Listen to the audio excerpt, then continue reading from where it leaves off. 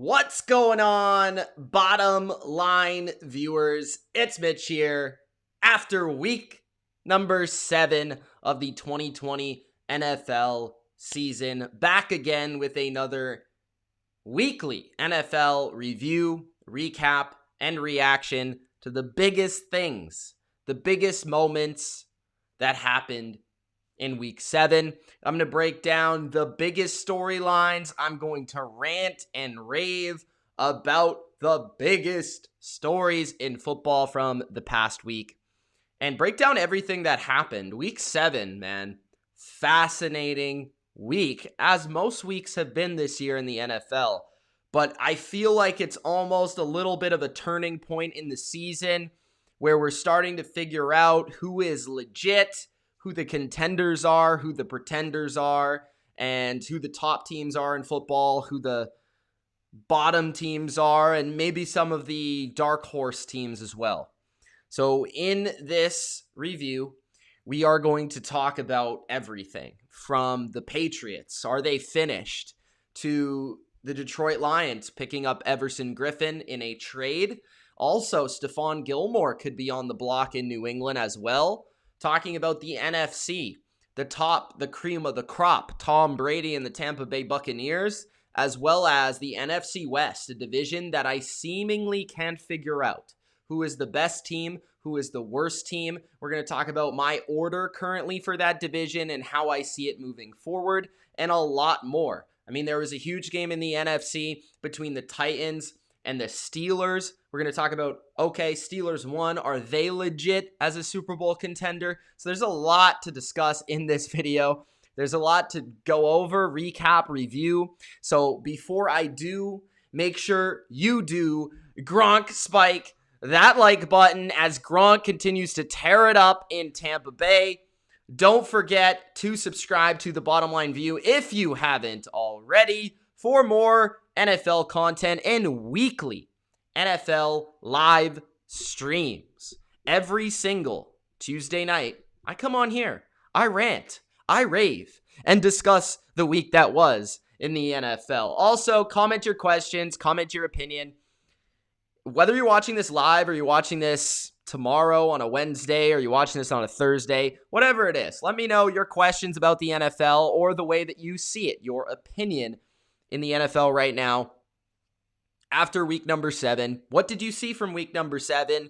Let me know because, hey, guys, this is just my opinion. This is just what I see from the NFL, but I also want to hear from you guys and what you see because you guys are fans as well. Give me your opinion in the comment section below. All right, so let's start off this show how we always do with, of course, the Ultra Top 10. And the Ultra Top 10, okay, always is full of excitement. We actually got some good feedback this week, Ultra. So I think Ultra is doing a little bit better in his top 10. You know, we usually go over it and we talk about, okay, who's the top team? How are we ordering this top 10? We have a chat of myself, Durkant, and Ultra. So it's not just Ultra who makes the top 10, but we kind of just lay it out and we discuss the order of the entire top 10. So from number 10 to number 1, we talk through all the scenarios. So I feel like through our 3 opinions, we can at least sort it out pretty well. Ultimately, Ultra, because it's his top 10, has the ultimate say, but we want to give you the best top 10 possible. So let's start off with that. And the top 10, which, again, guys, you can exclusively see for the first time early in the day on you could see it on a Monday, you could see it on a Tuesday on Instagram, so make sure you are following the Instagram. The Ultra Top 10 is this, all right? At number 1, the Kansas City Chiefs. The Chiefs have been, I would say, the most consistent team over the past 2 years. Obviously, they're the Super Bowl champs, but they've also been fairly consistent while winning games that, okay, yeah, they haven't played at their best at times. They haven't looked like a unstoppable force, but no team in football this season has looked like an unstoppable force. And Kansas City's looked at times, that game versus Baltimore, they looked unbelievable on offense, but their defense has been picking it up. I feel like really the Chiefs have a more well-rounded nature to them this year than they've had in the last 2 years. The Chiefs' defense last year was actually fairly decent. This year, though, their special teams is contributing. Their defense is contributing with big plays. Their offense isn't having to do much through the air. They're running the ball effectively. So the Chiefs have found a variety of ways and have now found layers to their game that I think is very important to evolving as that Super Bowl contending team year after year, right? You can't just stay the same and expect to be the best team in football year after year. You have to get better in other areas, or you have to adapt and you have to evolve. The number 2 team, we have the Tampa Bay Buccaneers. And I think we pretty safely had the Bucs at number 2. I know there's debate that some people believe the Steelers should be first. Yeah, okay. I mean, the Steelers beat the Titans. That's their best win by far. And the Titans, they were a kick away from making that an overtime game. It was a battle between 2 undefeated teams.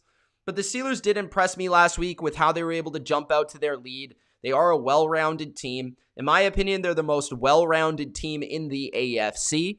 But the Bucs are just so talented. They are stacked at every level. They really do not have a weakness, and they are only getting better. I mean, they're adding Antonio Brown. Their defense is outstanding. Their offense, they're running the ball effectively. They're passing the ball effectively. Brady is looking like an MVP candidate. So really, the Bucs are the top team in the NFC. I think worthy of that number 2 spot. You could argue the Steelers because they're still undefeated. That's perfectly fine. But I just don't think the wins that they've had have warranted that they're the best or the second best team in football. I understand the Bucs have 2 losses, but we understood that was going to take a little bit of time for them to be the team that we thought they would be at the beginning of the year. Number 4 is the Titans. The Titans, I do feel like from number 4 to number 7, you could kind of order it in any way that you see fit. Personally, I think I would have the Ravens 4th. Ultra has the Titans here, which is all right. I mean, I could see it going either way. The thing that concerns me about the Titans is their defense. Their defense just does not look good in any game, in any matchup. They have struggled versus the run. They have struggled versus the pass. They really can't get off the field on third downs. Now, their offense has been very effective. Tannehill has been incredible. Top 10 quarterback this year. Derrick Henry's Derrick Henry. I mean, they got playmakers with Jonnu Smith and A.J. Brown. I am a little bit concerned about their offensive line moving forward with the long-term injury effect of what they have on that line, but they're a good team. I think they are less well-rounded than the Ravens, though. I think the Ravens are more well-rounded than the Titans. I really believe in the Ravens defense. I think it's right there with the Bucs to be the best in the league.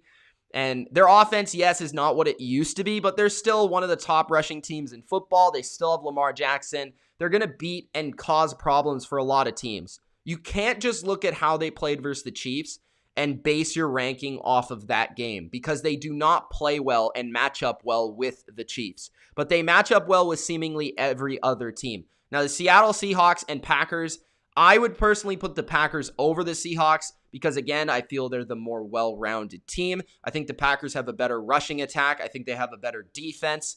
But Ultra decided to go with the Seahawks, and his reasoning behind this was that the Seahawks have not been blown out this year, which is perfectly fine. But the Seahawks, when you really look at it, they kind of have the same thing that ailed the Packers, right? They have not really played anyone that's all that great. The Cardinals are probably the best team on paper that they've played all year, and they lost that game.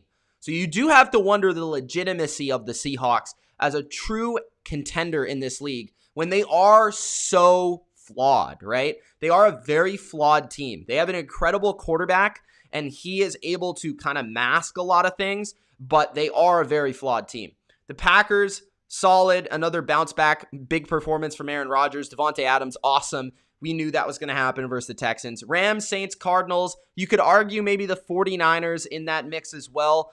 There's probably a couple other teams that I'm missing there. I know a couple people commented the Browns. I'm not buying the Browns, but the Saints, I think I like more than the other guys when discussing this list. I think the Saints are, if they can get their defense on track, they can be interesting come playoff time. The Rams actually have a very underrated defense and a very good scheme on offense, which makes them interesting as well. They had a convincing win over the Bears. And the Cardinals, they upset the Seahawks. The Cardinals have Kyler Murray. The guy's a baller, right? So I really don't see them going away anytime soon. I mean, they're going to be in contention for a playoff spot for sure. So look out for those teams. Those are the top 10 teams in football right now. And those are the teams that I think are the best in the league. I do think the 49ers would probably be the honorable mention for us. We were considering the Bears in that mix as well as a team. We were pretty much going to put, if the Bears beat the Rams, we were going to put the Bears in. And if the Rams beat the Bears, we were going to put the Rams in. So the convincing nature of that victory kind of keeps the Bears off and probably moves them a couple spots down. Because the question with the Bears has been, how legit are they? Because everyone is calling them the worst 5-1 team of all time. Like, is that actually the truth? Are they legit? Was that a bad matchup with the Rams? But we saw their flaws on Monday night. Their offense is bad. It's very bad. Their offensive line is horrendous, and their defense is very good. It keeps them in games, but when they don't have things going their way on offense, it's scary. It's reminds me of last year's Patriot team in a way, where the Patriots had such a good defense, but in certain matchups, in certain games at the end of the year, they just couldn't get anything going on offense, which ultimately resulted in them losing painful, low-scoring games. So that's the way I look at the top 10 right now after week number 7. So let's start off with the New England Patriots. Before we get to the Patriots, guys, I do want to plug a couple things. So the first thing is the Patreon. You guys know that if you want exclusive content from this channel, exclusive content from me, you can subscribe to Patreon. $3 a month, that's what it starts at. You can donate, you can contribute to the channel, contribute to me to continue to make these videos and to achieve my dream as a creator. Donate $3. Today, I put up a big video. All right, I ranked all quarterbacks in football through the halfway point. So if you're intrigued in that, or you want to see that video, $3 for this month, and you can go grab that as well as best bets every single week and more. So check out the Patreon. All right, so first big topic of today is the Patriots. All right, so something that happened on Sunday, New England, they look like absolute utter dog trash, all right? They were terrible, horrendous, awful, whatever adjective you want to use. New England performed the worst I've seen in a very, very long time. I mean, it was bad. It was very bad. New England, it was not just the offense. Like, a lot of people are going to come away from that game. Cam Newton was bad. Yes. He was inaccurate. Yes. The offensive line was not at their best. The run game wasn't great. The receivers looked bad. They couldn't separate. They were dropping passes, miscommunication between them and their quarterback. The defense was getting run over. It looked like they were running around in circles. They couldn't figure it out. Kyle Shanahan had Belichick's defense on their toes, play in, play out, series in, series out. And this to me was what I feared with the 49ers, because before the season, I had the 49ers beating the Patriots. And I should have known when the Patriots played the Niners, I should have picked the 49ers. But my thing with picking the Patriots was I thought that the Niners were too beat up, really. So I looked at their injuries and I saw, a couple safeties out. I saw a linebacker out. I saw a couple guys on offense out. And that's what concerned me. The other thing that concerned me was the fact that Jimmy Garoppolo coming to New England, having to pass the ball. And really, Jimmy didn't do well at all. I mean, he threw, 2 interceptions. He didn't have that many yards. The 49ers did not really pass the ball very well. They had a few plays where they were able to move it on some crucial third downs. That first drive, Jimmy was able to scramble for a first down. That might have changed the complexion, because if he doesn't get that first down on a 3rd and 2, 3rd and 3, then they punt and the Patriots get the ball instead of going down the field and scoring a touchdown. You never know how that could change the momentum in the course of a game. But I've just never seen, to credit the 49ers, credit Kyle Shanahan, I've never seen an offense this effective that literally they don't get anything out of their quarterback. Jimmy Garoppolo doesn't do much. He throws passes to the flat, passes underneath, nothing spectacular, all bubble screens, stuff like that, easy completions. He rarely is asked to make a big-time throw, and that's what you saw on Sunday, and that's just exactly how to attack the Patriots. I mean, if you don't attack the secondary down the field, if every pass you throw is behind the line of scrimmage, what's the use of having the best secondary in football if you really can't cover anyone because they're throwing it behind the line of scrimmage? It's basically a run play. And then when they're running the ball, that's where you can expose the Patriots, because they're not the greatest up front. They're not the biggest. They're not the strongest versus the run.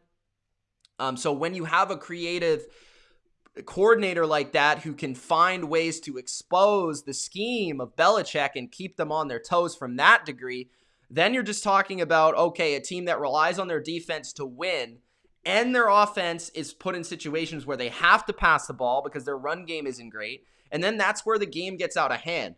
So as bad as the Patriots looked on Sunday, I don't think they're really that bad. I just think there is a combination of things.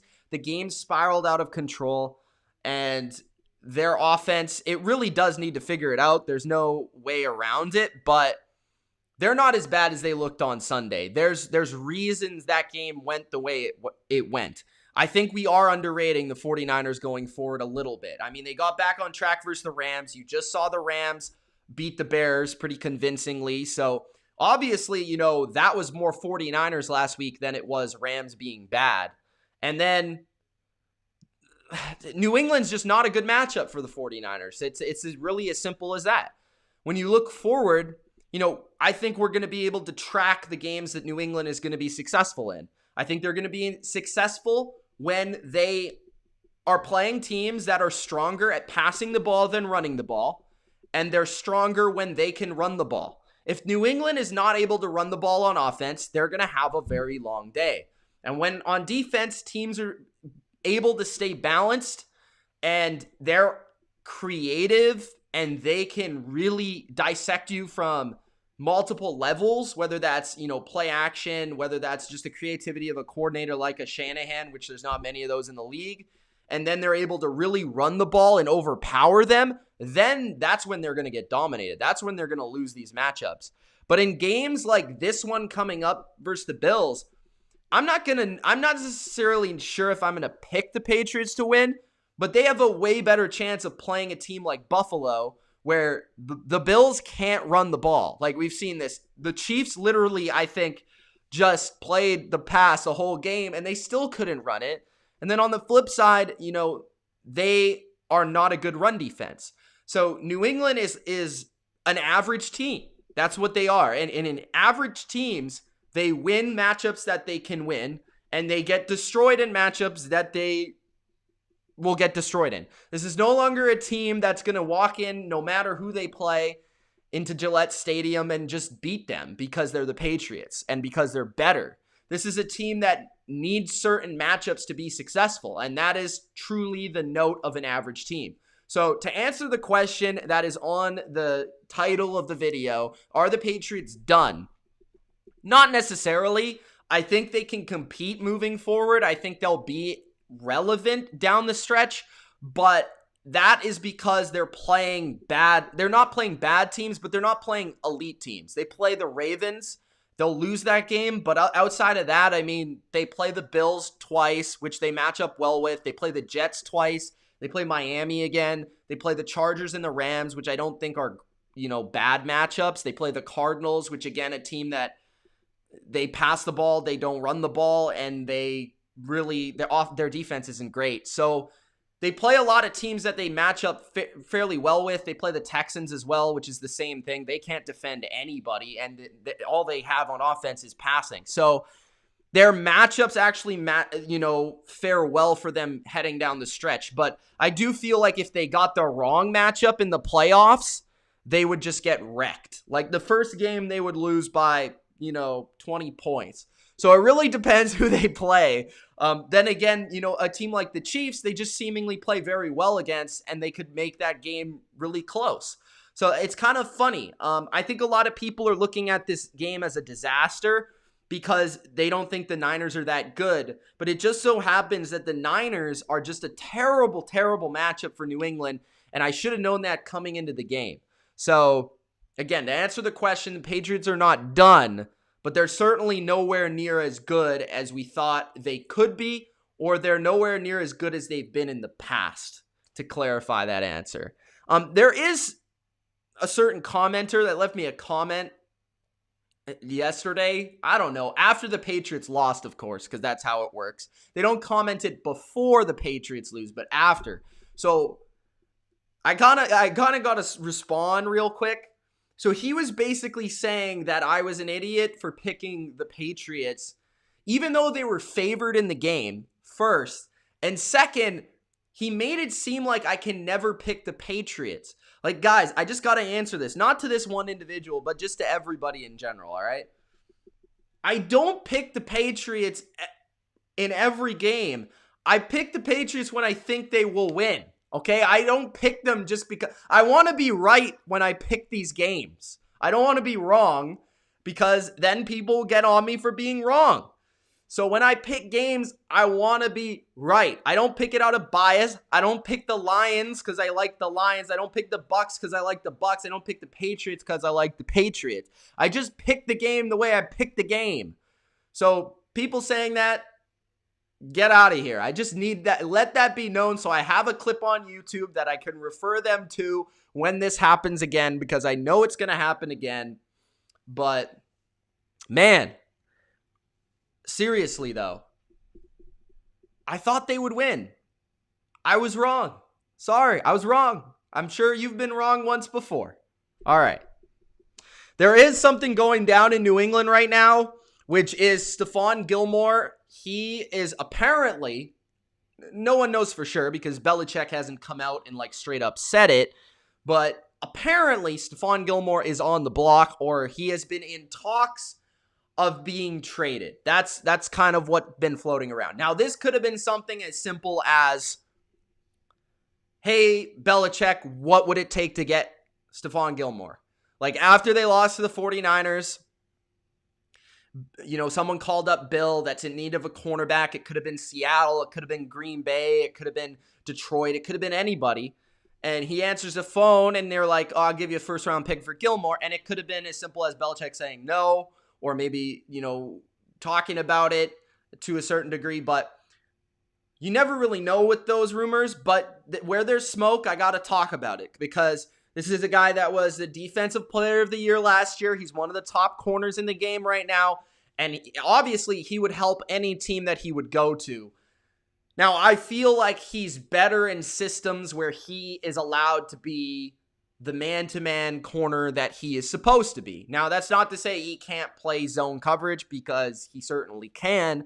But if you're putting him in a zone primary system there, where primarily they play zone coverage, it's really no use to get a guy like Gilmore. So this has to be a team that wants to upgrade at corner, feels like they have the personnel to play a heavy man style, and just want a shutdown guy that can make something happen. And they truly feel like if they got one cornerback, it would change their defense and significantly help their odds to win. So I think if Gilmore were to be traded, it would be to a team that feels they can make something happen this year and make some sort of a run. Now, when you look across the board, let's start in the NFC. Obviously, Seattle is interesting, but Seattle doesn't really have any capital to trade. They already made a move for Jamal Adams at safety. They've never really valued the cornerback position, so it doesn't make sense for them to make a move for Gilmore. It could have been the 49ers. It could have been, because the 49ers have been looking for cornerbacks over the past couple of years. There's always been rumors floated out that it's the 49ers. Obviously, New England, San Francisco has a trade relationship. because Garoppolo was traded for a pretty hefty price, to them as well. So there could be a relationship there. But then you think, okay, Sherman's coming back. Jason Verrett looks really good. And Emmanuel Mosley is actually pretty solid. So maybe it's not them. Then you go down the list. All right, the Rams traded for Ramsey. They really don't have a lot of capital either, or salary cap for that matter. So it's probably not them. The Cardinals, maybe it's the Cardinals. Patrick Peterson is getting to the end of his days. Murphy's looked pretty good, but they could be in line. If they got a Gilmore, across from Peterson, slide Murphy into the nickel position, you have a pretty good secondary with Budda Baker at safety as well. So, and the Cardinals are a team that, in this NFC that's kind of wide open, something could happen there. So maybe the Cardinals. That would be one team in the NFC West that I look at. You go to the NFC North. I would never dismiss the Lions because of the Matt Patricia connection, and as well as the fact that they love to play man coverage, and the Lions have struggled at cornerback.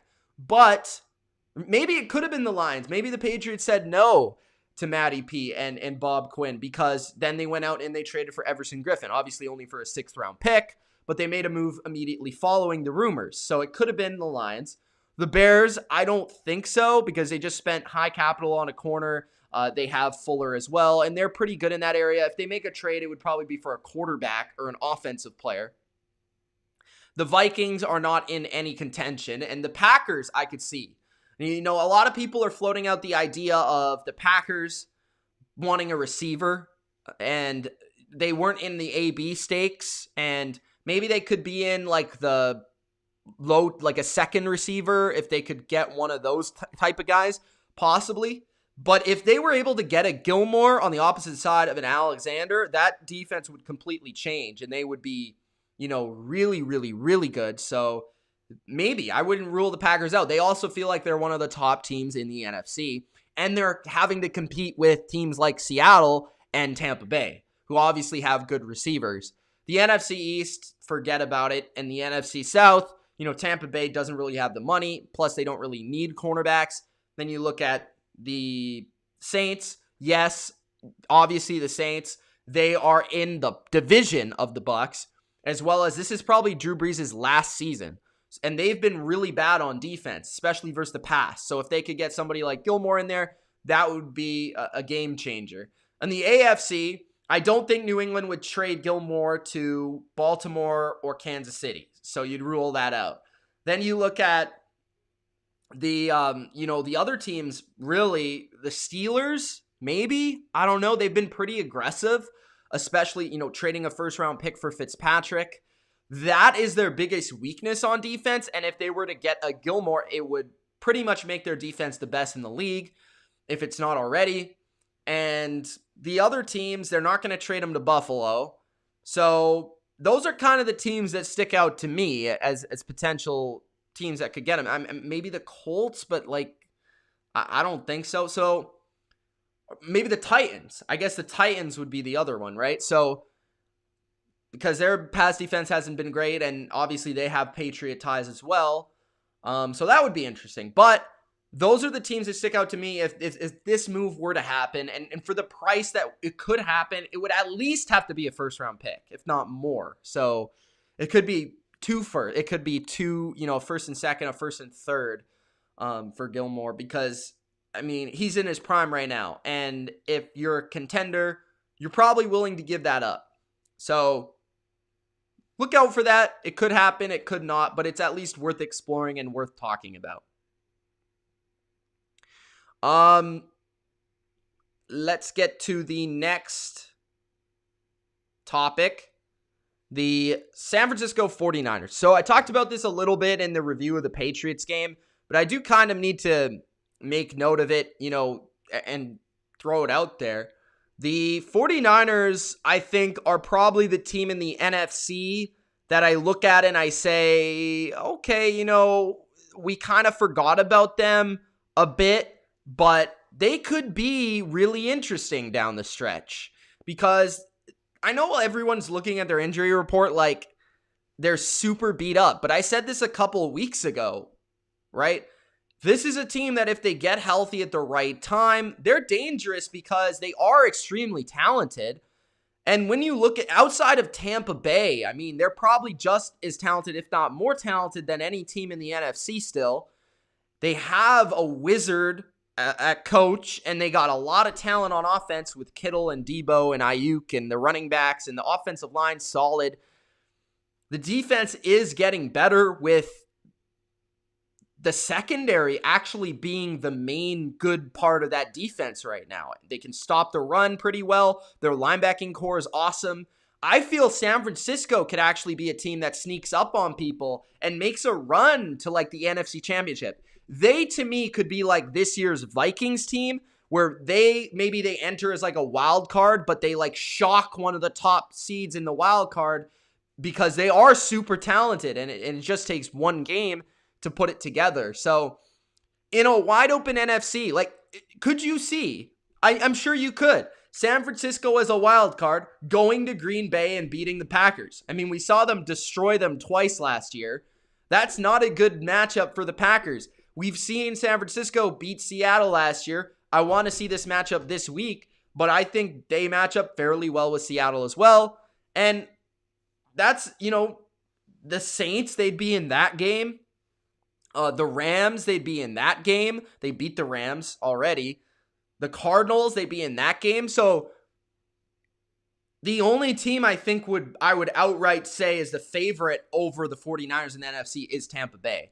That's the only team. Every other team, I would say they got a chance to beat that team, or maybe even more of a chance, like a likely chance that they would upset this team. Like a team like Green Bay, I don't think wants to play the 49ers in the first round of the playoffs. So definitely look out for the Niners. Let's move to the big AFC showdown that happened on Sunday. That was the Pittsburgh Steelers versus the Tennessee Titans. This game, man, was interesting. Ben Roethlisberger, despite his stat line, played quite well. The Titans were kind of dominated through 2-3 quarters there. And then they turned the switch on and came back in the game and made a game of it and actually almost pulled off the comeback. I think this showed you the weaknesses of the Titans more than anything. I don't think this necessarily proved that the Steelers are like a Super Bowl team, but it showed you that they do have less flaws than most AFC contenders. The Titans just have these flaws on defense. Like, they're not great versus the pass. They really can't rush the quarterback. And when they get behind, it takes their Derrick Henry, run the rock motto away from them. Like, they really want to get the ball to Derrick Henry and be able to wear you out. And they're not able to do that if you get up early in the game. So I think the Steelers are well made. They're well constructed. They can stop the run better than anybody. They're fairly good versus the pass because they do have a very good pass rush.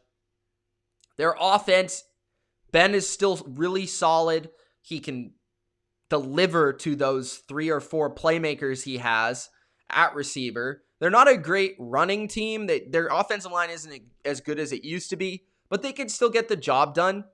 And to me, I really want to see them play the Ravens and the Chiefs. I don't think they play the Chiefs this year, so that's kind of disappointing because I'd like to see that in the regular season to get us prepared for what could happen in the playoffs, because I want to see how that matchup would work out. But I do think they have a good chance versus the Ravens. I think a lot of people still put the Ravens in that them and Chiefs and everybody else category, but I don't think that's the case. I think the Steelers have entered that discussion with the Chiefs and the Ravens, I would say, as the teams that are the favorites, clear-cut favorites to get to the Super Bowl out of that conference. And it kind of depends on the matchup for each of the teams.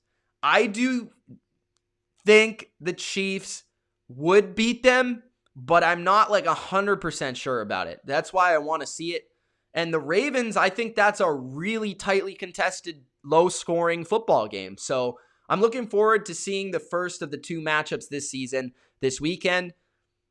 The Steelers, to me, could go to the Super Bowl. They could win the Super Bowl, but I wouldn't pick them to come out of the conference or to win it at this moment, because I do still want to see more. But they are probably the second most balanced team in the league. So that says something. And probably the most balanced team in their conference. A big thing, boom, happened on Sunday. Watching the end of this game, I was keeping a close eye, obviously, because the Lions' pride for this season is high with me because of the predictions and the growth of the channel and the Lions fans supporting the Bottom Line View. I appreciate that. So every Sunday I'm tuning into these Lions games, but I also had money on this game, so I was keeping a close eye on it, and I just knew this game was going to be really entertaining between Matt Ryan and Matthew Stafford, Atlanta and Detroit. I just knew it was going to be down to the wire, down to the end, down to the last play. Matthew Stafford, man, made this incredible drive that people are starting to talk about a little bit, but he's done it so consistently. Like, people don't understand how consistent Matthew Stafford has been with game-winning drives. He has the second most game-winning drives since 2009. So that's, 11 years, 10 years? Since he entered the league, he has the second most behind only Drew Brees. I believe only behind him by 1. So the guy consistently, game after game, he's the reason the Lions do well in a season or don't. It's basically come down to every season with the Lions, if Stafford can make that game-winning drive or not. That's basically it. Every year. And that's why you see when the Lions make the playoffs, Stafford has like 6 game-winning drives in the season, which I think he has the record from like 2016 where he had like 7 of them or something stupid like that. Like, almost all of their wins are a last-second drive. This one was incredible because it was like a minute left. And it was really only 40 seconds that they had to drive basically the entire field, because the first pass was a completion to TJ Hawkinson on the sidelines, but Hawkinson did not go out of bounds. So Hawkinson ended up basically losing 15, 20 seconds. So there was only 40 seconds, and Stafford had 0 timeouts. So they had to spike the ball. They had to hurry up, spike the ball, and then Stafford rips a couple throws. The one he made to Kenny Golladay was like out of this world. He runs, he's extending the play to the right side, and he basically sidearm rips it into a crowd of 3 people. And Kenny Golladay, 6 for 6 on contested catches. Every single one of his catches was contested. Stafford was on his game with the accuracy, but Golladay made some really nice catches. He does there. They get down to like the 20-yard line, so they have to hurry up. There's some madness going on with the referees, and I thought they were going to screw the Lions. I thought this was going to be a classic Lions victory, man. I thought this was going to be a classic Lions loss where they're at the last play, they got a chance to win, and the refs screw them over because there was some review going on where they were checking the time. And I don't even remember what was happening. Like, the ref wouldn't let them snap the ball. And then there was this madness playing out where they had to spike the ball with 3 seconds left. And so they had legitimately 1 second left. It was a legitimate 1 second left play. And Stafford steps up into the pocket. I don't know how the Falcons let this happen, but it was a great play by Matthew Stafford to escape the rush, get up in the pocket, maneuver just enough for Hawkinson to find his way in the end zone, delivers the ball, the catch is there, huge victory. I saw Lions fans going nuts. I mean, dose of Dion reacting to it. I saw him on the Detroit Lions channel. That was pretty awesome. The Lions, when they get one of those wins, it's not a playoff win, but it's a big win for Lions fans. So that's awesome to see. But it's just like, those games are crazy. That's why I always tune into Lions games. That's why I like the Lions, because for years now, I've been watching these games where Matthew Stafford, legitimately every game comes down to the last drive. And you'll just see those moments where nobody talks about it after. Like, nobody. Like ESPN, Fox, all these stations, you'll see this incredible, like, 3 throws from Matthew Stafford where it's just like, how the heck did he do that? And then no one talks about it after the game. Nobody. So I feel like it's my obligation to come on here to YouTube and actually talk about the guy that nobody talks about, because for years he's been underrated. I mean, I had him in my top 10 quarterbacks. He's been a top 10 quarterback for years, but nobody really wants to give him credit. He's legitimately been the only good quarterback in the history of Lions football. They made the playoffs like once with Barry Sanders. And other than that, Matthew Stafford's the only reason they've been relevant in any season ever. And I just feel like those moments that happen with those guys, like Matt Ryan is kind of the same. I've seen Matt Ryan do the same sort of thing where he'll like make a couple of incredible throws at the end of the game, but then nobody talks about it. So I feel like I got to talk about these plays and these moments that happen with these teams. That sure, are the Lions going to win the Super Bowl? Probably not. But when you're analyzing teams, all people see from the Matthew Stafford is his stat line and his box score, because nobody actually watches the Lions play. But when you watch Matthew Stafford play, and you could talk to any player, defensive player, Tyrann Mathieu tweeted out actually after the game, that he's legitimately a great quarterback. And only the players that play him and actual Lions fans that watch him, or maybe NFC North fans, know how good he is, because nobody watches him play on a weekly basis or consistently, and how talented he is. So it's just, I feel like as an NFL channel, this is why I'm rooting for the Lions so hard, is because I need to see this happen. I need to see the surge, and I feel like there's a little bit of a ground swelling of a Matthew Stafford love. So I like to see that. It's almost like the let Russ cook, but like it's like let Stafford get credit. I don't know what to call it yet, but that's what it is right now. So yeah. Stop checking the box scores and actually watch the games, because for a lot of great quarterbacks, that's the case.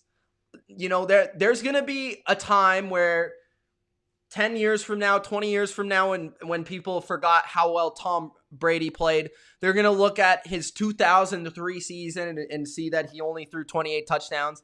And then they're going to say like, well, these guys now throw 42 touchdowns because nobody plays defense. And then they're going to say like that he wasn't that good. So you got to actually watch the guys play.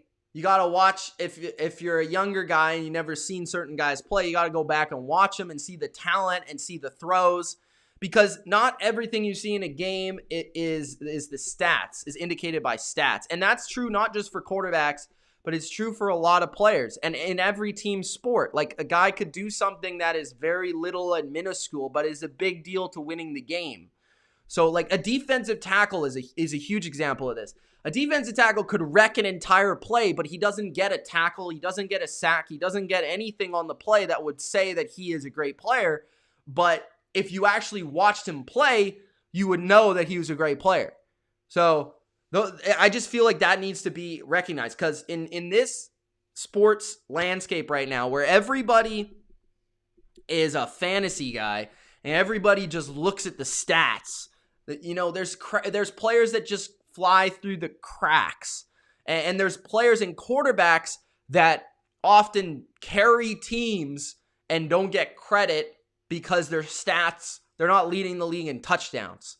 So just need to make that out there, and people need to recognize that, because it's truly something that kind of makes me mad.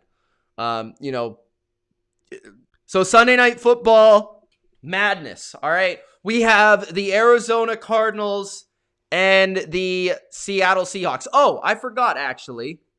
I need to talk about Everson Griffin. So let's get to Everson Griffin quickly here before I get to Sunday Night Football madness. If you guys are enjoying though, make sure you do Gronk spike the like button. I just need to throw in my Everson Griffin graphic. I didn't add it to the thing before the show started. So let's get that in there. I know people want to know what I think about Everson Griffin. So Gronk spike the like button if you're enjoying the live stream. And also don't forget to subscribe to the channel for more NFL. All right. So Everson Griffin time. There it is. Everson Griffin to Detroit.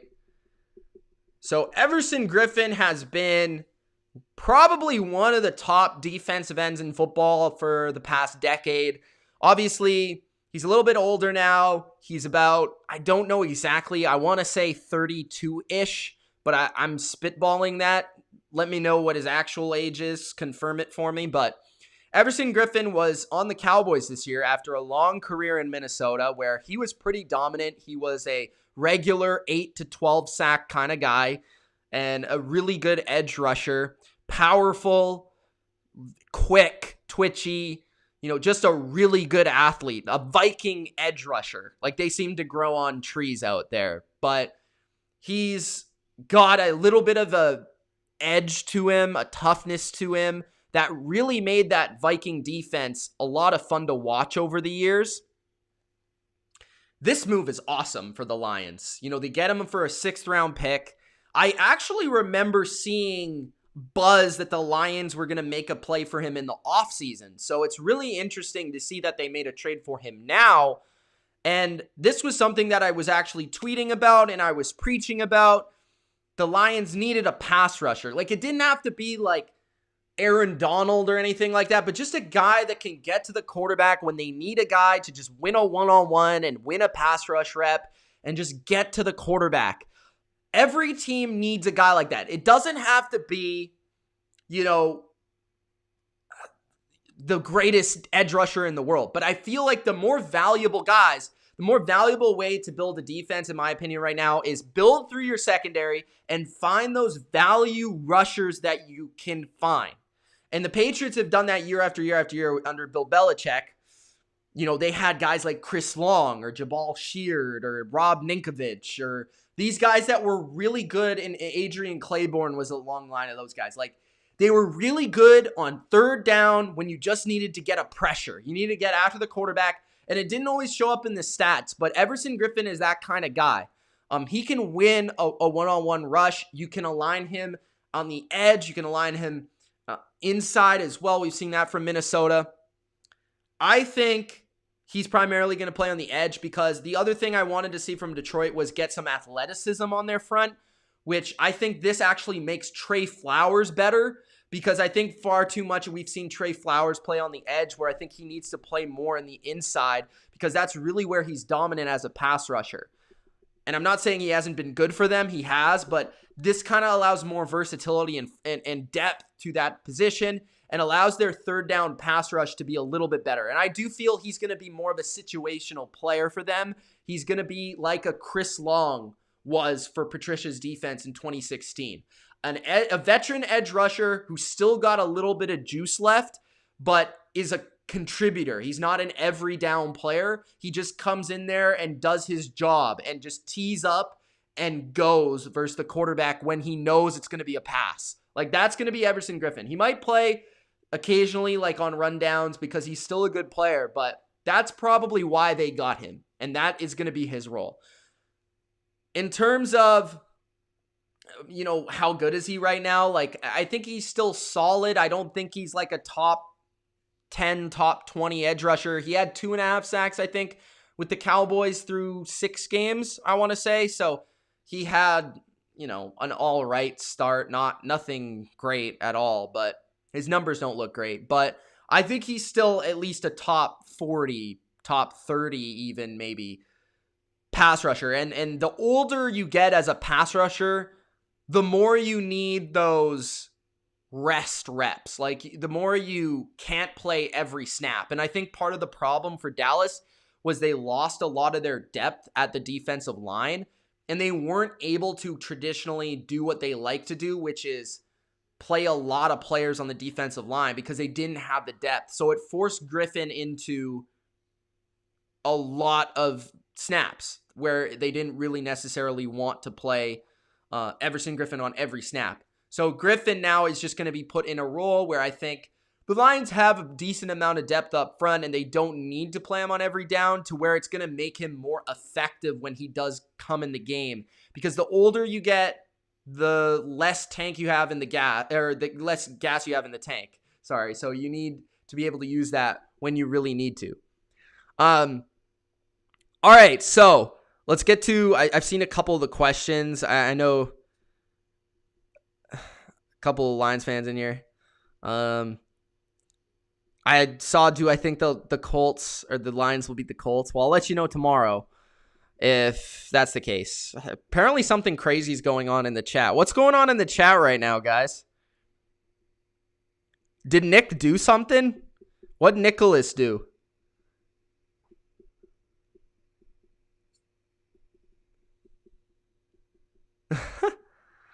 You guys are stupid. All right. So that's my thoughts on Everson Griffin and the Detroit Lions. All right. So the Sunday Night Football madness.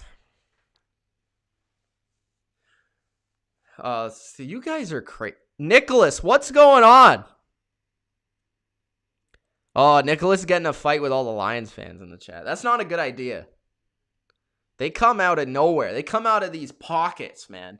You're going to get destroyed, Nick. Don't do it. Don't do it. You don't got a big enough squad. You don't got a big enough squad to take on the Pride. All right. Arizona versus Seattle, Sunday Night Football madness. This was a really, really good game. Some people are calling it the best game of the year, the best Sunday Night Football game of the year. There was all sorts of drama to it. I mean, there was solid defense. There was DK Metcalf basically having a jetpack and ripping down Buda Baker on a potential pick six. Russell Wilson played kind of flawed in that game. Kyler Murray made plays with his legs and his arm. Russell Wilson was throwing dimes down the field. It was just a really exciting football game for the greatness of the players and the flaws of the teams. You know, sometimes when you get too good of football, like too clean of football, it makes it actually less exciting. But these two teams had the perfect complement of great football and really flawed football, because both teams are flawed. Like, the defense of Seattle could not probably beat me in a pass rushing rep. Like, I don't think the Seahawks are going to maybe get 10 sacks this year. Like, that's how bad their pass rush is. Arizona, they're very fun. They're kind of exactly what I thought they would be. Like, a borderline playoff team that's super fun to watch, but I don't know how good they actually are. But Kyler Murray is special with his ability to move and escape pressure and make people look silly as a runner. Still inconsistent as a passer, which is where you'll see where I rank him in terms of the top quarterbacks. But Russell Wilson played his worst game of the year, in my opinion. He had 3 interceptions in the game. 2 of them were just absurd. Like, Buda Baker made a really good play on the one, but the other ones, Wilson rather didn't see them, or he just, I don't know, made a bad read or something. But Russ, the one thing I've noticed about him is we continue to praise him week after week, which is totally fair. I mean, the guy is unreal. He's probably the best quarterback in the league right now, but he does have his flaws like all other quarterbacks, and it is only fair to bring them up. Like, with Russell Wilson, at a certain point, you have to wonder why the Seahawks always play everybody close. Like, is that something to do with the way Russell Wilson plays? And to me, it is a little bit. Like, Wilson is going to bail them out, but he's also part of the reason that they can never blow anyone out, no matter how good or bad their opponent is. Because Russell Wilson will make spectacular throws, but he'll also make plays where it's like, some games he'll make throws where it's like, why did you throw that? Or like, he'll hold on to the ball too long. There's been years, like season after season, where the Russell Wilson, and people blame his offensive line, but you watch the game and it's like he has like 5 seconds to throw the ball and then he gets sacked. So Russell Wilson takes a lot of negative plays that actually don't show up on the stat sheet, like getting sacked for a 15-yard loss because you held onto the ball for 7 seconds and you didn't throw the ball away. Now, a lot of the times that results in great stuff, but you also got to point out the flaws when they do happen. And there are those games every year where Russell Wilson just has a what the heck just kind of happened game. But the thing that makes them great is more often than not, those holding on to the ball turns into a big play for the offense. And that's what happened through the first 6 weeks and not in week 7. So this game was really, really entertaining, really good. Cardinals end up upsetting the Hawks. Not too surprising, I would say. But I'm looking forward to seeing if both these teams can make the playoffs because I think they do contribute to exciting, fun football. Now, that leads into the discussion of, how would I rank the NFC West? Who are the best teams in the NFC West? And, what order would I put it in? So, I still think I would put the Seahawks number 1. Although, I think it's interesting because I might be picking the 49ers to beat them this week. I don't know if that changes my opinion on who's the best team in the division, but I still think Seattle's been the best team in this division all year. But the 49ers are a more talented, well-rounded team. It just so happens that Russell Wilson is on Seattle. The 49ers are the most well-rounded team in the division. So that's why I would put them second. Third, I would put the Rams because I think they actually have a very underrated defense. And their offense isn't spectacular. It's not as good as it was last year or the year before that. They don't have the same amount of talent at the skill positions, but their scheme is still rock solid, and Goff is a competent quarterback who can make some throws and plays. So I would put them third. I would put the Cardinals fourth. Despite their victory over Seattle, I would put the Cardinals fourth. I think they're the most flawed team, and I think their defense is kind of average to not very good, and their offense is just too reliant on Kyler Murray. They can't really run the ball that well, and every time it seems like Kyler Murray drops back, if he doesn't make something happen, if it's not open right away, it's Kyler Murray running around and trying to make something out of nothing, and far too often I think that is going to come back to bite them. I want to see Cliff Kingsbury open up the playbook, try some different things. I'd like to see Kyler Murray in a McVay offense where he's running a lot of that play action, bootlegs and stuff like that, where that could come in handy for Kyler Murray because a lot of the stuff right now is just spread and drop back, and if nothing's open, just run for your life. So I don't know. The Cardinals would be last. Third, I would have the Rams. Second, I would have the Niners. First, I would have Seattle. That's not the way of their records, but that's the way I would order it. Now let's get to the top 10 quarterbacks at mid-season. So it's been 7 weeks.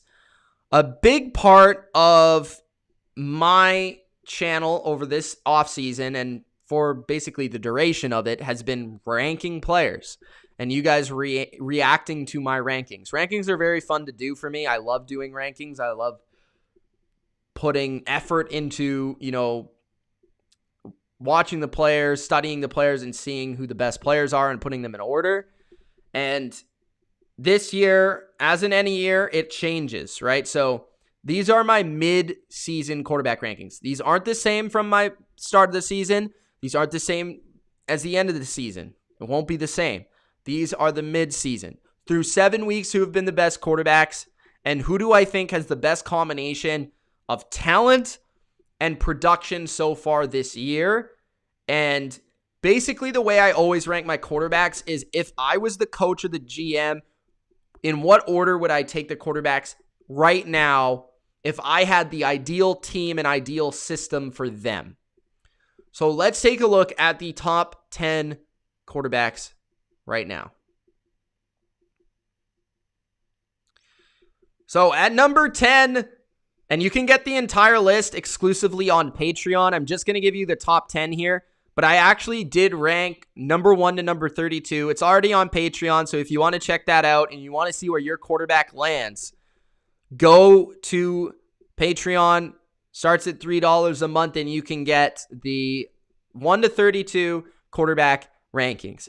So at number 10, I have Matthew Stafford. We talked about him earlier. He, to me, the way I would describe him right now as a player is he's not as athletically gifted as Kyler or Allen, but he's very athletically gifted, especially in terms of his arm talent.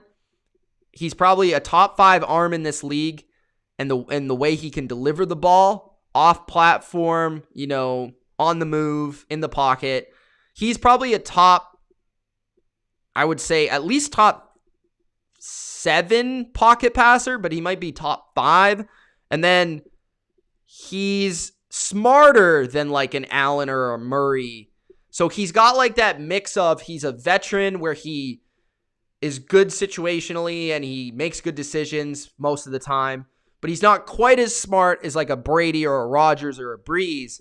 So he's like a mix between the really athletic guys and the really smart guys. So that's why I have him at number 10. He just edges out like Big Ben, Matt Ryan, and those are kind of the 2 guys that were closest to making the list. At number 9, I have Kyler Murray. The reason I have Kyler Murray at number 9 is I just think his athleticism is just wild. Like, there's certain things that Kyler Murray can do that simply no other player can do. Maybe Lamar, but that's about it. Like, Kyler Murray is like a human joystick in the open field, and in a way, he's the only quarterback in the league that could actually run a system where he can run read option, he can run traditional drop back pass game and be effective as an accurate passer if that's all he did. And he can also be like a Lamar style running quarterback. So Kyler is a special talent in the ways that he can fit in basically every offense because he has all those skill sets. He could fit into like a Russell Wilson offense as well, where he needs to make ludicrous throws and kind of bail you out. That's kind of what he's in right now. So Kyler Murray's at number 9. The reasons he's not higher is because he's shown inefficiencies and inaccuracies as a passer this year. He hasn't been as consistent as you would like to see. But if he can get that up, and sometimes he makes the odd bad decision, but that's just due to youth, I would like to see him get better, more consistent as a passer, especially in the intermediate area of the field. And if he can do that, I think he'll rise on the list. At number 8, I have Josh Allen. Allen, just like Kyler, I mean, so much talent. Allen, in a different way from Kyler, can contribute as a runner as well, but he's more like of a Cam Newton style, where he can like overpower you. They design quarterback runs for him a lot. He oftentimes leads his team in rushing, and Josh Allen has pretty much carried the Bills this year, like carried them this year. Their defense has been bad. He's been passing very effectively, especially the first 4 weeks. He's regressed since those first 4 weeks or that first month as a passer in terms of his efficiency. But I still believe in him as a talent just because of what all he can do, the way that he has carried that team to a successful season so far. And I think he'll continue to do that. He makes throws that a lot of quarterbacks cannot make. I would argue that only Mahomes can make some of the throws that Allen makes. He's not the smartest quarterback in the league, but he overcomes it with just pure raw ability. At number 7, Ryan Tannehill. Now, this might be a little bit shockingly high, but Tannehill is definitely the least talented quarterback on this list, but he has been so accurate the last 2 years in every area of the field, especially down the field where he's been one of the best deep ball passers in the league. He perfectly fits his system in Tennessee. He does have ability to move in a variety of ways as a passer and a runner as well. He can operate the boot game pretty well, and he can throw from the pocket pretty effectively. He's just grown as a quarterback a ton, and he's been also winning as well, so that matters. At number 6, Deshaun Watson. I still think Watson is a top 6 quarterback. He's on a terrible team. His offensive line might be the worst in the league. It's in the bottom 3 or 4, and his run game is kind of non-existent. His defense is terrible. Watson ranks in a lot of key areas very highly still, and that's due to his ability to, I think Watson would be one of the top 3 quarterbacks that I would take as my guy. If I was doing a fantasy draft to take a young quarterback high, like factoring in age, factoring in how long he'll be in the league, factoring in talent, all of that, I would want Watson on my team only under probably Mahomes, and that might be it. I mean, he's maybe second or third. So Watson, he's got a great deep ball, great touch. He is fearless. He's tough. He's very good as a leader. He's maybe the weakness would be like accuracy as a drop back passer when he's in the pocket. Sometimes he just misses the odd throw occasionally, but he can rip it as well. Like, he has a stronger arm than you would think. And obviously he can run, and he's dangerous from like a scramble drill perspective as well. So Watson is a baller. At number 5, Lamar Jackson. Lamar Jackson is still special. He was MVP last year. He's really carried this offense. I mean, Marquise Brown and Mark Andrews aren't really playing up to par, what they expected. And the offensive line is not nearly as good as what we thought it could be. It's often just Lamar Jackson running around and making a throw or a play to do something. So that's why Lamar is so high. Like, people will be like, well, Lamar is not really a good passer. Yeah, that's why he's 5, not 1. Like, if Lamar could pass like Rodgers, he'd be the best quarterback of all time. But he's just like, the 20th best passer. But he's by far the best runner, and he's definitely one of the best weapons. So Lamar is number 5. And number 4, I do have Tom Brady. Brady has played now, entering the MVP conversation now. He's second in touchdown passes. He's up there in yardage, passer rating, PFF grade. He's 3rd. So he's been playing very well. Even when people thought he wasn't playing well, he was playing well. And that's where you need to look at, okay, what is his throws looking like? What's the decisions looking like? Is he putting the ball where he needs to put it? A lot of that was just drop passes, not good chemistry with his teammates, but he's been able to gain that, and the offense he's in is perfect for what he is as a quarterback now. It just seems like every time Brady gets to the line of scrimmage nowadays, it's like he already knows what defense you're in. He knows what defense you're in. He's able to attack the matchup that he wants to attack, and he's able to effectively throw the football. Tom Brady right now is the best passer in football that I've seen this year. What I mean by passer is accuracy. Downfield, intermediate, short. Nobody is making better throws than Tom Brady this year. And that's why he's at number 4. He might not be as fast as Lamar or as mobile as Mahomes or have as strong of an arm as Aaron Rodgers or Josh Allen, but he's very smart and still can throw the ball at a very high level. And in terms of his accuracy, it's been just the best. Number 3 is Aaron Rodgers. Aaron Rodgers can do more than Brady from a post-snap perspective. I think he's got the stronger arm, the quicker release. He's probably the second best passer in the league from an accuracy standpoint. And obviously, he's great when you extend plays as well. Rodgers isn't as good as Brady from a pre-snap perspective, but he's probably second in the league in that regard. And he's not as fearless. I don't know what the word is, but like, he's not as fearless. He's not as competitive. Brady just seems like in any game he could come back. Like, Rodgers has this flaw where if he's losing by like 17, the game's over. Like, he's not coming back. Like, he has this confidence thing. Rodgers is the best quarterback when he's winning by double digits. Like, it's unstoppable. You're not going to win.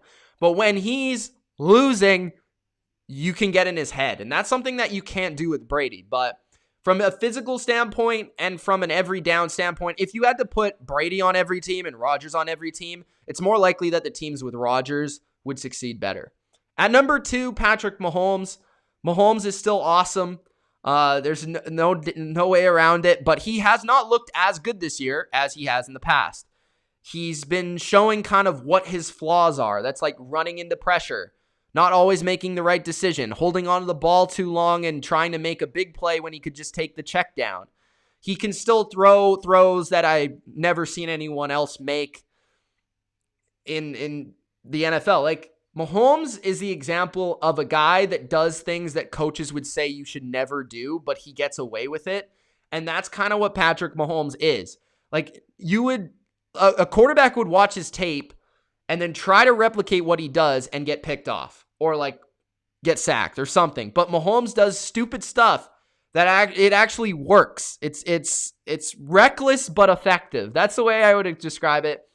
And that's not to say he's not a smart quarterback, because he is, but it's just so much of what he does with the ball as a playmaker. I think he's the best playmaker in the league because he's just so creative in a way that I don't think these other guys are. Now, at number 1 is Russell Wilson. Wilson has the best deep ball I've maybe ever seen in my life. I don't know how this guy makes throws like pinpoint every time. This season, I have not seen Russell Wilson throw a bad deep ball. Like the whole year.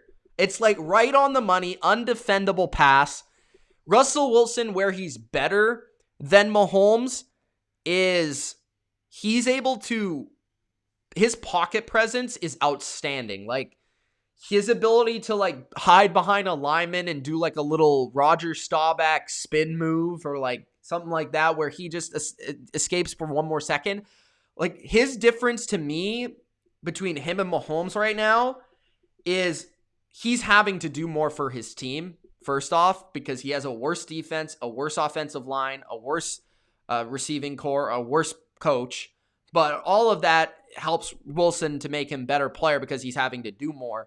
And then secondly, I think he's very patient, which I just talked about is kind of his flaw, right? Because sometimes he holds onto the ball too long. But his patience is something that I think separates him from Mahomes in terms of Mahomes often will rush to like make a play on the outside of the pocket when he has a pocket to be had. Wilson will stay in the pocket as long as humanly possible, and then he'll escape the pocket and then make the throw. And I think that's the difference that I think we could see Mahomes develop into in like 3 years, but he needs time to kind of get to that level. Wilson right now, though, is playing MVP football, and to me, he is the best in the game, in the league. So those are the midseason quarterback rankings, my top 10 for 2020 thus far, and that is the show. So those are all the topics I wanted to discuss for this week, the biggest topics this week. If you guys have any questions for me, get in that chat and let me know. If you guys enjoyed the show, Gronk, spike the like button. Don't forget to Gronk, spike the like button and show your support for this video and this channel. And subscribe to the channel for more Bottom Line View weekly NFL reviews. All right, so let's get to the chat, and I'll stick around here for a bit. Probably till, I guess, 11:30 Eastern, 8:30 on the West Coast. I'll stay here. If we get good questions, though. If we get bad questions, I'm just taking off. So we better get good questions or good comments. How's the chat been? I've seen it's been going nuts. Ultra says the Lions needed to 3-0 the Jags, Falcons, and Colts. Dominated the Jags, barely got through the Falcons. Now Indy is a must-win. Why is it a must-win? I mean, it would help if they won, but why is it a must-win?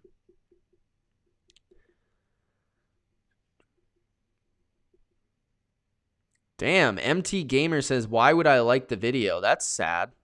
Christian says, Patriots without Tom Brady are 2-7 and finish. Well, they're 2-4, not 2-7. Finish with the worst record in the NFL. Wow, that's rough. Durkant says, Lions are fighting for for a wild card. Yeah. Gonna fight for a wild card. Okay, yeah. I mean, yeah, I think so. They'll be around that 9-win kind of area. Random dude says, as a Packers fan, I'm happy for Xavier Rhodes. He's been playing better this year for the Colts. Gabriel says, Lions going on a win streak. Stafford comeback player of the year. I would probably say, I would probably just give it to Alex Smith, but there's a lot of good stories. I mean, is a comeback Aldon Smith? Like, would you say Aldon Smith's the comeback player of the year? Would you say Ben Roethlisberger's the comeback player of the year? Would you say Gronk is the comeback player of the year? Like, all those guys, I think, have a case for comeback player of the year. I don't think Stafford will get it, though, just because, like, his case is like he was hurt and then came back. It's not very unconventional. I think there's a lot more unconventional stories. Now, maybe if he makes the playoffs, they would consider it. Darren says, will the Lions make the wild card? I think they're going to be in play for that 7th seed. I think one of the NFC West teams is going to be eliminated. So I think the Rams are going to be in there, and I think the Niners are going to make it.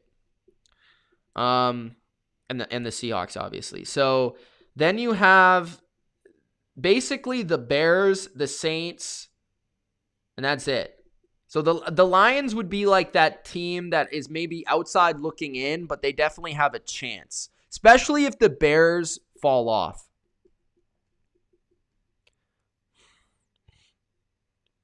Where does Herbert rank? Well, you'll have to check it out on Patreon. What are my thoughts on the Bucs pass rush and the performance of Sean Murphy-Bunting? I heard some slightly concerning comments from Pewter Report about this. Sean Murphy-Bunting's been pretty good this year. I like him. He's a really smart player for such a young player. He's got really good pursuit in the running game, and he's just seemingly like a veteran player that's only played for like 2 years. So, yeah, he's good. He's a good nickel corner. He's athletic. He's man, zone. Has he had some rough spots? Yeah, sure. I mean, that's expected, but I like Sean Murphy-Bunting. I think he's a good player. In terms of their pass rush has been solid. It hasn't been as good as I thought it would be, to be honest. Like, their defense has been really good, but I don't think it's been because of the pass rush. Even though I think they have like the second best sack differential in the league, but that's factoring in that their offensive line has played really well and protecting Tom very well. So pass rush has been solid. I expected it to be better. Obviously, Vita Vea is a big loss for that. I think if they continue to get up on teams the way they are, they're going to only get better. And I will say Todd Bowles has been probably the best coordinator I've seen outside of maybe the Ravens and the Steelers at sending effective timing blitzes.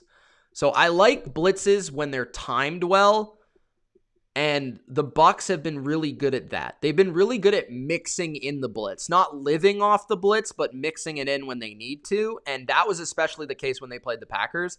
And if that continues, I think it's good. And they're getting contributions from their linebackers, their safeties, their corners in terms of blitzing. You know, Devin White has 3 sacks.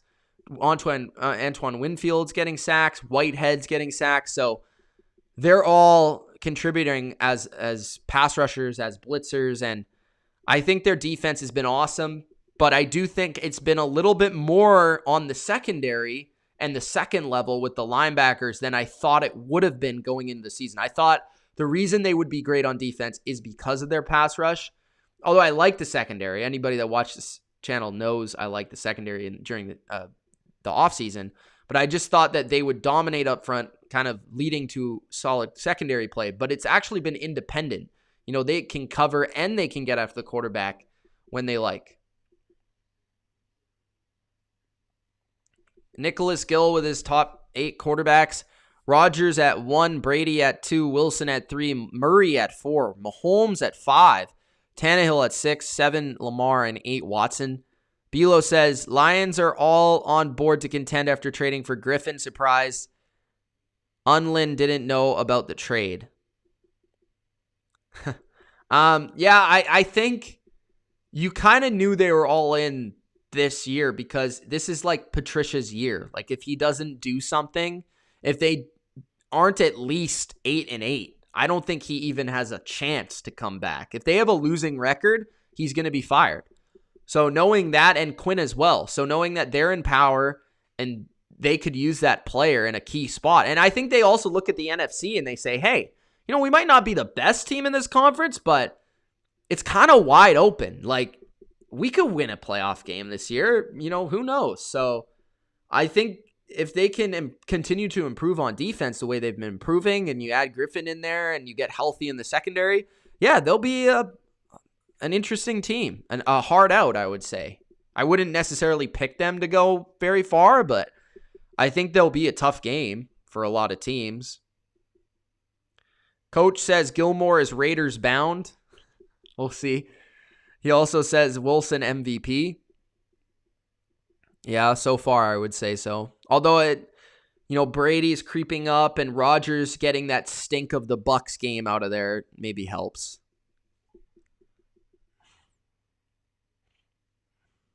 Go Bucks. Also, Pats says, thoughts on how good you think the young Bucks secondary will be playoff time? I think the young Bucks secondary is already top 5 in the league. So I think they're going to be elite when they get to the playoffs. The one thing you would like to see is one of Dean or Davis develop into a truly elite corner. Right now, I think Davis is top 15, but he can be had. We saw Allen Robinson. He did very well versus Adams, I'll say that, and Michael Thomas. So he did very well in those matchups, but versus Allen Robinson had his lunch, right? He ate his lunch. So if one of those guys could be truly a top 10 guy week in and week out, that is when this defense would truly become scary good. But right now they're just good and I would say maybe even really good, but not great. I do think Winfield's going to continue to ball, though. The guy is awesome. And Whitehead's playing really well, too. He's kind of flying under the radar as well.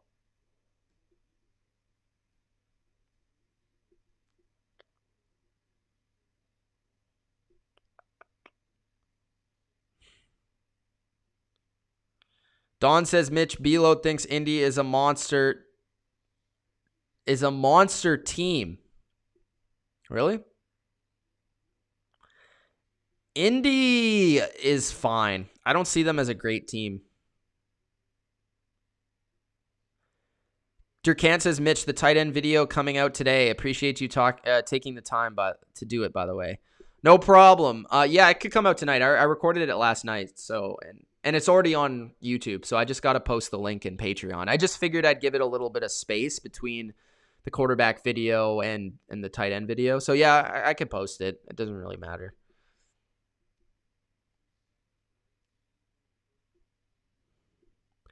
I think Rivers is a quarterback that, the Lions, I put it this way, right? I'll talk about it more tomorrow, but if Stafford outplays Rivers, Lions got a really good chance of winning the game. Rivers is prone to throwing interceptions. Patricia's had success against him in the past. He knows what type of game plan to attack him with. And seeing as how the Lions have been really good versus the run the last 3 weeks, I think they actually have a really good chance at holding that Colts offense to under 20 points. I wouldn't be surprised. But I am a little, aware that Frank Reich off a bye is a little dangerous. But I just don't know if Rivers is good enough to make the plays. So we'll see. We'll see.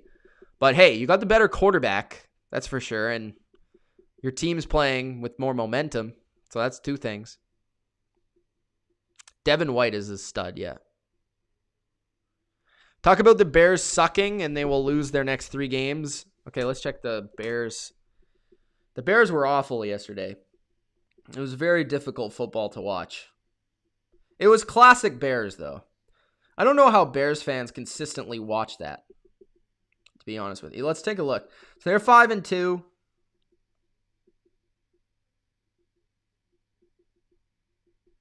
Trying to look at their schedule, but this thing isn't loading. Give me a sec.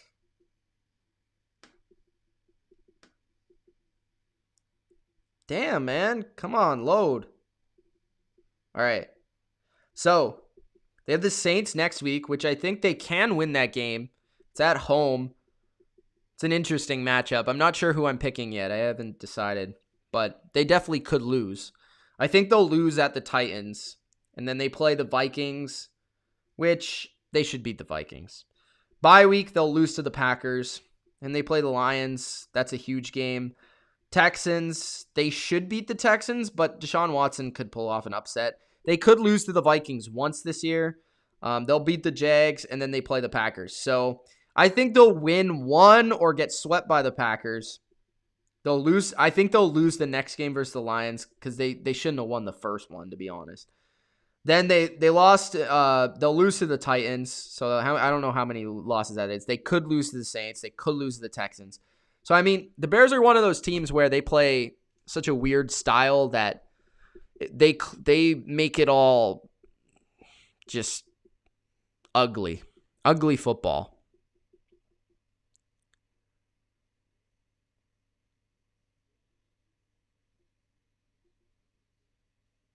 Trufant, Walker, Coleman, Okuda, Amani, Curse, Harmon, Ford. If the Lions can get healthy in the secondary, they could be scary. Well, I've been looking forward to seeing their secondary out there for the whole year. So, yeah.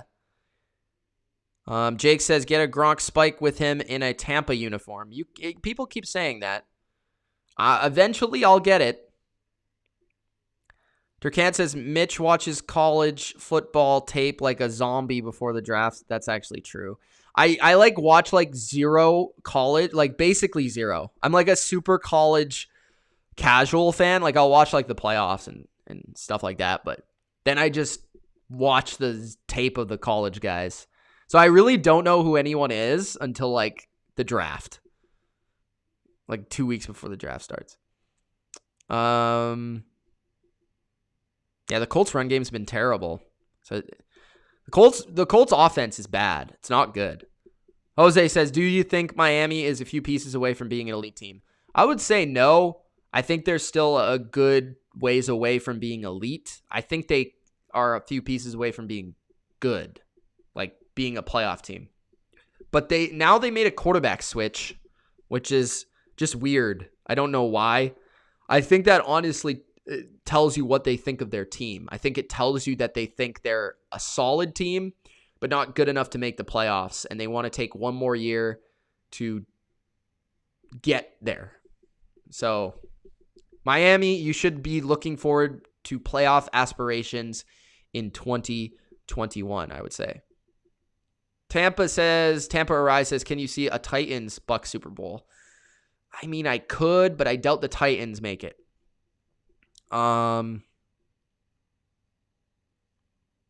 Yeah, man, I haven't drank one thing in this video. It's pretty impressive, in my opinion. What's up, Kobe?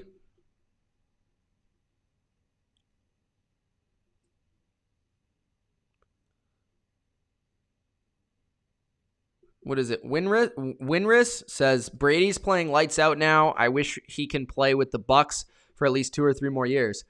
I mean, the guy looks like he can play for 5 more years. I think he can play till he's 50. Thing is, though, it's going to drop off a cliff, probably after next year. So I think he's going to retire after next year. I think this was always a 2-year plan. Stack this team up as much as humanly possible for 2 seasons. And, man, they're going to be, you think they're good this year? They might be better next year. That's the thing. Scary good. If Brady can still play the way he's playing right now for one more season, with how young their defense is and how many, pieces they could potentially get in free agency after a full season with Brady and people seeing how good they can be, and then all these older guys coming in on cheap contracts. And if they could re-sign AB to a cheap contract if he wants to stick around, I mean, they're potentially extremely scary for these next 2 seasons. Not just this year, but next year as well. They're going to be in contention as long as Brady can hold up. And I don't think Brady has to be a top 5, even top 10 quarterback for them to be in contention these next 2 years. He just got to be good. He's just got to be top, 15. If he can do that, they got a chance, I think. You never know, though, with the age. Look at the Lions schedule and say your prediction. Jeez, you guys putting pressure on me now. Obium says, can a corner be named All-Pro for his tackling if he isn't tested often enough in coverage? Ramsey, you're bringing up Ramsey. Ramsey is an incredible tackler. He plays basically like a safety. But I think people recognize how good Ramsey is this year. I don't think it's just because he's good at tackling. He's definitely transformed that defense. Defense was trash last year, so I think people recognize that. Now let's take a look at the Lions. Let's look at this. So I'm not giving my Colts prediction away because that's tomorrow. I think they'll beat the Vikings.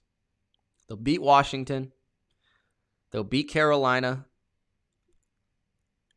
I want to say they'll beat Houston, but I think I don't know. Okay, so they're going to lose to Carolina or Houston. One of those games they're going to lose because they're the Lions. So one of those games they're going to lose on like a heartbreaking last play of the game scenario. But it will be close. They certainly could win both games, but I just think they'll lose. Then they play the Bears. I think I think they'll beat the Bears. The Packers, I want to say they could beat them, like, because they've played well versus them in the past. Like, even this year, they were up by, 13, and they lost. If they're fully healthy in that game, they have a chance, but I'm going to lean towards they lose. They play the Titans. I think they lose to the Titans. They play the Bucks. Unless the Bucks are sitting guys, they lose to the Bucks.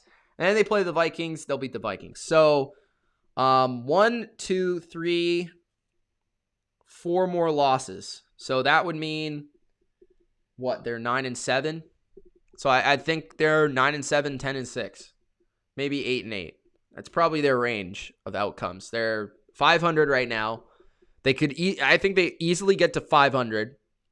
And depending on how some of those, if they can get one upset, if they could upset like the Packers or the Titans or the Bucks or one of those teams, like, they'll be in the playoffs. But if they can't, then that's going to make it difficult. That's my call. It's certainly an easy schedule, though. It's manageable. It's not hard. Tampa says, do you think the Bucs defense can shut down Lamar Jackson? Yes. Reason is because they're big and they're nasty versus the run and they're fast as you know what at the second level. So, I mean, they got Devin White and Levante David at the second level. So those are linebackers that can track down and in space, they're fast, like sideline to sideline. So it's almost the ideal defense to stop Lamar Jackson because they have all that speed at the second level and they really don't got to worry about anyone in coverage. So they can, if they need to commit guys, they can. Plus, the Ravens have been human this year on offense. They're not what they were last year. So if the Ravens were what they were last year, maybe it's a little bit more difficult. But this year, they certainly can slow them down to 20 points. I think that's probably a good game. If you could hold them to under 20, that's spectacular in today's NFL. The thing is, I think the Ravens defense matches up just about as well as any defense versus Tampa as there is in the league. But just seeing how many weapons they have and if they're healthy, they still should be able to score a decent amount. So that would probably be the most defensive matchup the Bucs would have in the Super Bowl.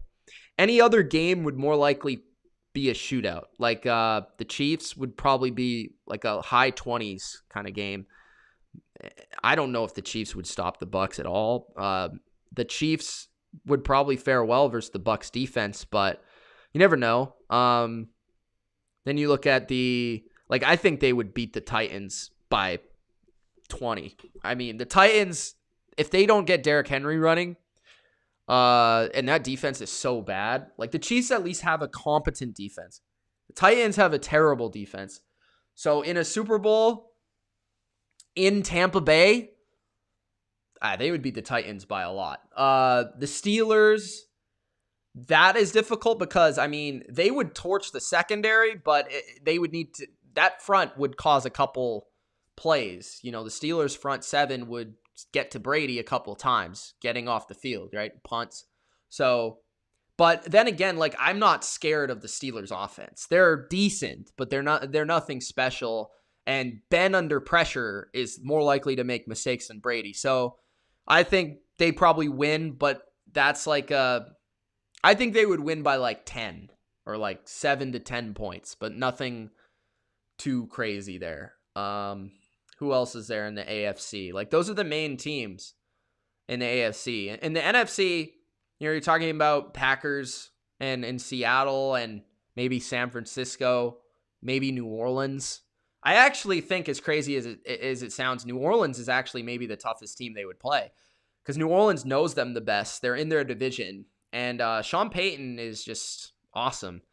But if the Saints defense keeps playing the way they're playing, they're going to lose too. So Yeah, I mean, it would take like a Russell Wilson amazing performance for the Seahawks to win, in my opinion. The Bucs nearly beat the Seahawks last year, and they were not good last year. So, yeah, that would. I mean, there's not a lot of teams that Tampa doesn't match up well with. Let's just say that, because they're so talented. Like people don't get how much talent this team has. They really don't have any flaws. It's basically up to them losing by things that they do to hurt themselves, or just having a bad game. Like, anyone can have a bad game. I'm not saying that they'll not have a bad game, but if they play at 100% and every other team plays at 100%, they got a good chance to win. I think really it's as simple as that. Brady owns Pittsburgh's scheme. That's true. Raymond says, someone help. Colts, Lions, Saints, Bears, Bills, D, Pats this week. I would go with I think you got to roll Saints versus the Bears. Just because of Nick Foles, man. Nick Foles can lose. Like, Nick Foles could win you a fantasy week if he just has a bad game. Tampa says, who do you think Carlton Davis and Antoine Winfield Jr. would match up best on the Chiefs? That's a good question. I really wonder what they would do with Kelsey. Like, would they double him, or would they assign Jamel Dean to him like they did with Jimmy Graham and some of these tight ends? Because Graham is like super fast and big and physical, but you would need his speed to face the other guys. I think it would be a lot of zone. So I don't think it would be a lot of man.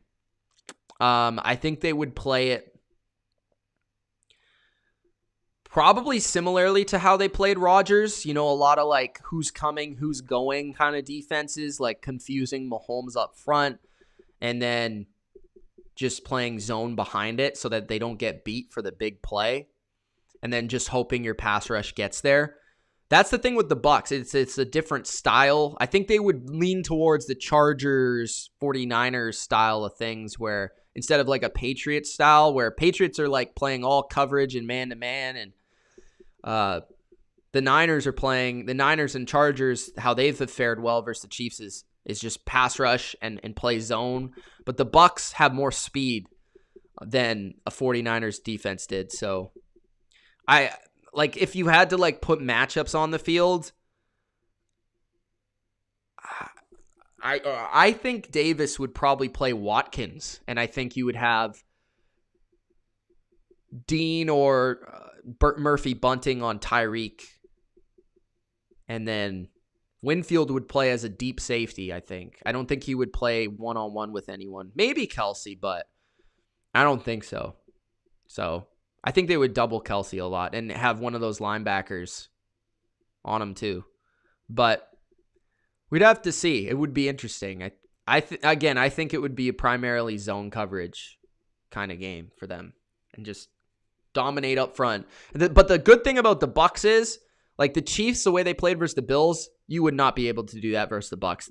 The greatness of the Bucs defense is just being able to like not care about if the other team runs the ball, because if you have like those four guys for the Bucs front, you could just have four guys and they're gonna clog up enough of the lanes that they're just bullies. Like Sue and McClendon and JPP and Shaq, they just win their matchups and stop the run single-handedly. So you don't need to worry about the run at any point. Like the Chiefs, they just saw light boxes versus the Bills, so they just kept handing it off. But versus the Bucs, you can't do that, because if you hand it off, you're just going to get 2 yards, and then you're stuck in the same situation you were in. So it allows the Bucs defense to play more coverage without having to worry about playing the run. So I think that's what makes them such a good defense right now, is the fact that they don't have to commit extra bodies to stopping the run, and they can stop the pass. So I think that's what makes them the best defense right now. Durkant says Jamel Dean ran a 4.31, so he could at least hold his own versus Hill. I like how Durkant always checks up 40s versus Tyreek Hill. what happened to Minnesota, kind of what I thought would happen. Not as bad, but like kind of what I thought. I mean, their offensive line is dreadful. They lost their offensive coordinator. Defense lost a ton of key pieces in the offseason. Their pass rush isn't as good. Their secondary is terrible. Cousins isn't bad. He just looks bad because their offensive line can't block. And if they don't run play action, they can't pass the ball. Like whenever they just throw the ball at shotgun, Cousins doesn't have enough time to make a big throw. And their offense is kind of too simple. Stefanski was a big part of their success. He's gone. He's in Cleveland. So, yeah, Kubiak hasn't been getting it done right now. He's old. He's too old. Get him out of there. But yeah, that's my kind of thoughts on the Vikings. This has been Zimmer's worst season as a defensive coach as well. But yeah, Minnesota I saw as like a 7-win team. I don't even know if they're that good. I think they're like a 5-6 win team. Which is kind of depressing, but NFC East trash. Don't even bring them up. Dodgers won the World Series. Damn. I was hoping Tampa would win. All right. I think that's it, guys. Hope you enjoyed the live stream. If you did, don't forget, Gronk spike that like button and subscribe to the channel tomorrow night. Of course, every Wednesday night. Picks on the Bottom Line View. So be there. Don't forget to check out the Instagram at TheBottomLineView and the Patreon.